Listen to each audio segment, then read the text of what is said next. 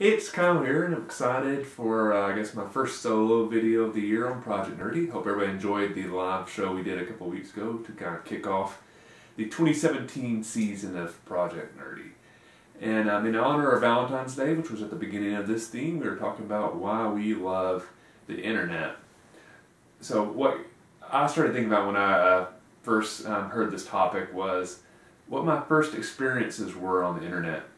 And for the life of me, and I've tried to remember this several times in the past few years, I cannot really remember the first times I actually got on the internet. I know it would have been school related, but I can't remember the first time I actually signed on to the internet and actually did something. So it kind of got me thinking more, well, what are some experiences from the internet that I do remember? And that led to me thinking, well, what website have I been using for the longest, excluding like the basic news sites or stuff like ESPN's website for sports and stuff like that. And that reminded me to a website that I started using while I was in college. I think that's probably my freshman year when I started checking it out. It's a website called boxofficemojo.com. Now many people are probably familiar with this website now because it's pretty big. It's a website where you go to find out, you know, how much movies made over the weekend, upcoming releases, that type of stuff. It's mainly if you're really interested in finding out how much a movie's grossing, that's the website you go to. But when I started following this website in college, it was very much just getting started. It was just being run by a guy who'd started this website as more of a hobby. It wasn't really quite a business yet. One of the things I really enjoyed about it, he did a weekly contest where you could actually guess the top 10 movies grosses for the upcoming weekend, and the person who got the closest won a prize. And there literally were just like 200 or 300 people doing this. So the site wasn't getting a massive amount of attention back then. It was still, like I said, very much a small little site.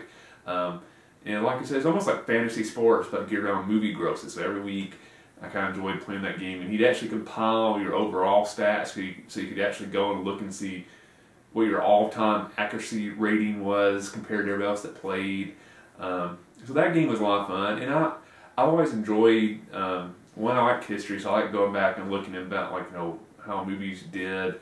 Stats has always been something I'm very interested in, so looking at when movies come out, how they're grossing, second weekend, how they hold, that type of stuff. It's just a weird, random thing that I've always been kind of interested in.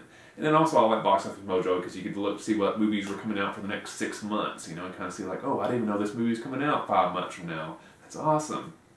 So I still check that website out probably 2 or 3 times a week. So that is definitely a facet of the internet that I love, Box Office Mojo. So if you haven't checked that website out before, be sure to. I think you'll enjoy it. That leads to my nerdy pleasure this week, and it's kind of relates to something a little bit I mentioned with the website in that regards to my love of history.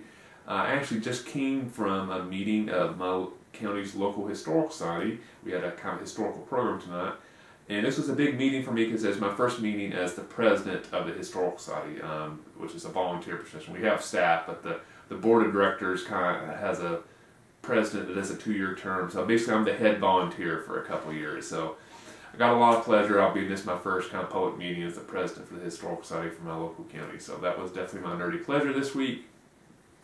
My question to you is, what is the website that you are currently using that you've been going to for the longest? You know, what website do you have the longest history with? Let me know in the comment section below.